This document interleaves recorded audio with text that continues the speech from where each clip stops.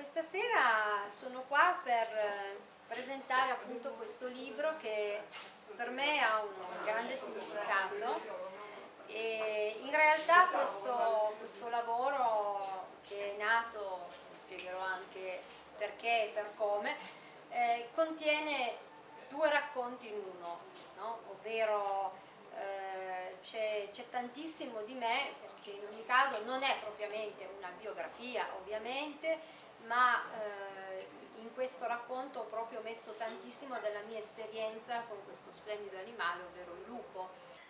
E per l'appunto, come stavo dicendo, questo racconto è un racconto molto emozionale, molto emotivo, che parla di un alter ego che è Gretel. E anche qui ci sarebbe molto da dire, perché tutti i nomi che ho scelto hanno una loro ragione di essere, che può essere dettata da un iniziale o da un nome simbolico che esiste di per sé, quindi ho fatto delle comparazioni, quindi questa Gretel in realtà è un po' la mia alter ego, diciamocelo apertamente.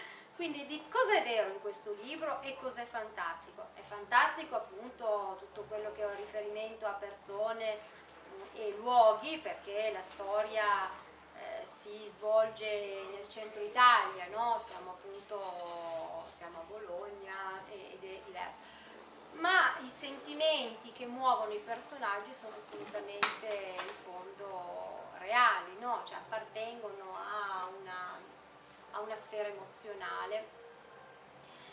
E diciamo che due libri perché? Cioè è un libro con due libri, perché appunto se da un lato io parlo di un lupo magico, un lupo al di fuori della norma per una serie di cose, al di là del fatto che è un lupo spirituale, quasi un totem, un animale simbolico per l'appunto,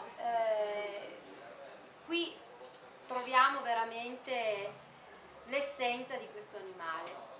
Il fumo ed i canti ostinati le avevano narrato di una profezia. Lei era la lupa dal cuore di Giada, la prescelta di uno spirito mezzo uomo e mezzo lupo, il guerriero che corre leggero sui sentieri dell'illuminazione. Gretel, tuttavia, non poteva lontanamente immaginare che cosa significasse tutto questo.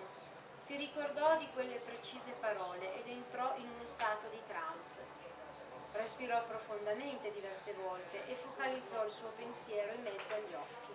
Poi, improvvisamente, si trovò nella visione. Una luce calda e luminosa, vagamente rosata, la avvolse ed entrò in una dimensione parallela, la stessa che aveva vissuto durante il periodo in cui era stata in coma.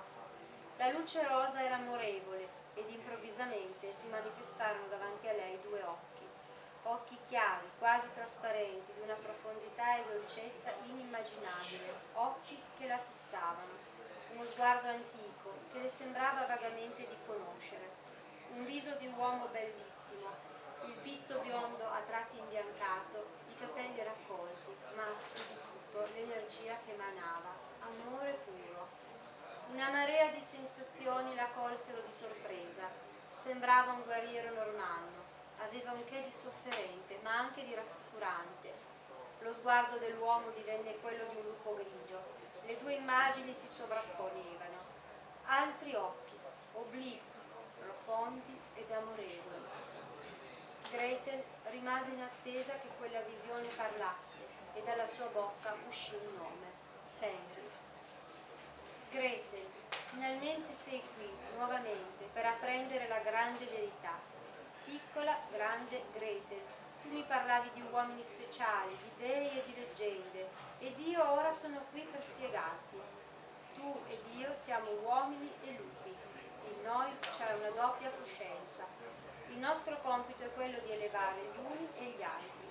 Ti ho aspettata per tanto tempo. Noi siamo la stessa cosa, la stessa essenza, due individui diversi ma uguali. A te è stato dato il dono dell'empatia per comprendere il popolo degli animali e dei lupi, la nostra vera voce interiore. Gretel e Fenrir si avvicinarono e la luce rosata divenne a tratti scarlatto e pulsante. Lui le baciò la fronte. Un'ondata di emozione crescente si amplificò in colori sempre più vivi. Gretel si trovava dentro quell'energia inspiegabile, poi chiuse gli occhi e lui la baciò nuovamente. La mano dell'uomo scivolò sul suo corpo, un solo sguardo mentre Fenrir appariva turbato. Scivolarono l'uno dentro l'altro in silenzio, sentiva il proprio corpo dentro il suo. Fenrir si spinse dentro Gretel così in profondità, nei meandri della sua mente, e furono una sola cosa. Era amore in tutta la sua completezza, finalmente insieme. Finalmente una sola entità, il disegno era compiuto. Se Gretel avesse potuto vedere l'ordito del tessuto dalla parte giusta, avrebbe visto la perfezione ed il senso di quello che le stava accadendo. La figura dell'uomo svanì e ritornò quella del lupo, accovacciato vicino a lei, con il muso appoggiato sulle sue belle gambe, e nuovamente parlò. Sii artefice del tuo destino, del tuo e del nostro cambiamento. Ora vai. Non posso darti quello che vorresti, Gretel. Io sono un lupo e tu una donna, ma saremo sempre insieme. Insieme correremo. Camminerò silenzioso al tuo fianco per tutta la vita ed oltre, fino a che non saremo